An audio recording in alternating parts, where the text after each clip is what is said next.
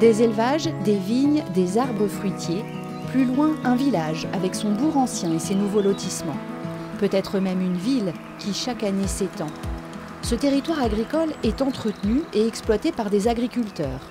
Il est habité par une population variée. Certains travaillent en ville, d'autres sur place. Certains sont nés là, d'autres sont arrivés récemment. Il y a des écoles. La cour où jouent les enfants donne sur les champs. On y croise aussi des touristes, des chasseurs, des cyclistes. Chacun de ces habitants a sa vision de ce qu'est la campagne. Il fait bon vivre ici et pourtant, il y a de l'électricité dans l'atmosphère. Une question délicate qui plane au-dessus des champs et des habitants. Ce nuage est une question dite socialement vive. Elle comporte des incertitudes et des risques, elle provoque le débat et la controverse. C'est une question complexe, médiatisée, qui mobilise et divise.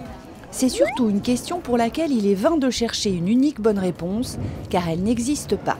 En Occitanie, la question vive du moment, c'est celle des produits phytosanitaires et notamment aérosols.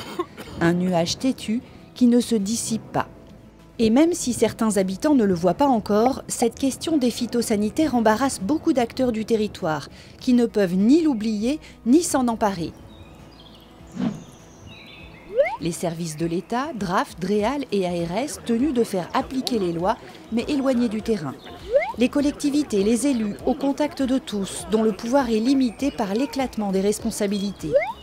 Les agriculteurs, écartelés entre la nécessité de protéger leurs récoltes, les questions sur la santé et l'animosité des riverains.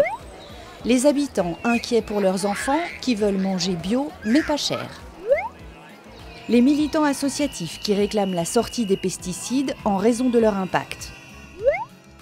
Les scientifiques tenus d'offrir des certitudes alors que le sujet est complexe et évolutif.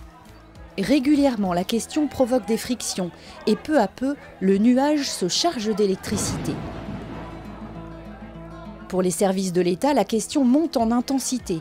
Les plaintes de riverains se multiplient, la réglementation évolue, la couverture médiatique s'intensifie. Et puis, il y a ce plan éco-phyto qui vise à réduire l'usage de produits phytopharmaceutiques de 50% d'ici 2025. Avant que le ciel ne leur tombe sur la tête, ils décident donc de s'emparer du sujet. Ils trouvent d'abord une collectivité pour collaborer. Ensemble, ils lancent une démarche exploratoire pour comprendre comment cette question est perçue par chacun et connecter les différents points de vue.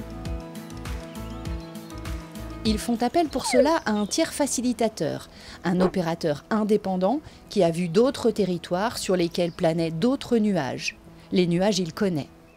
Cet opérateur propose une démarche basée sur l'écoute active de tous les acteurs concernés, de manière confidentielle et neutre. Il prend en charge le dialogue territorial. Par dizaines, ces rencontres ont lieu.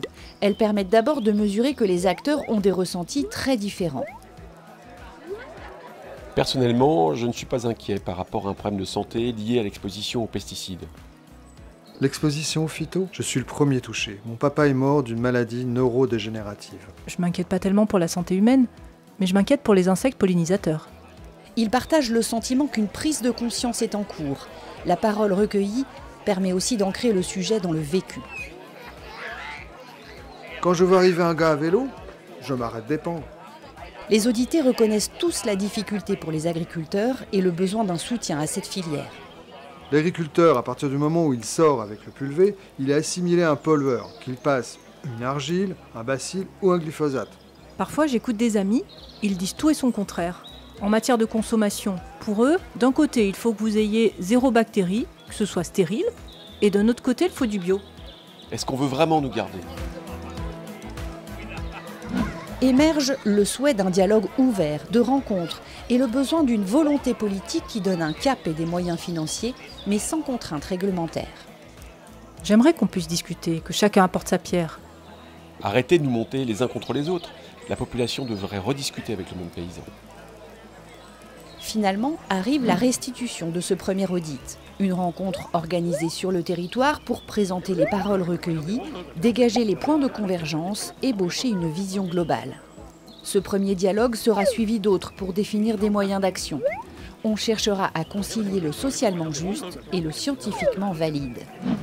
Au-dessus du territoire, le nuage a perdu volume et charge. De nouvelles possibilités se sont ouvertes, l'atmosphère est plus légère. Et peu à peu, le dialogue territorial peut se nouer, les acteurs se parler, des projets se tisser.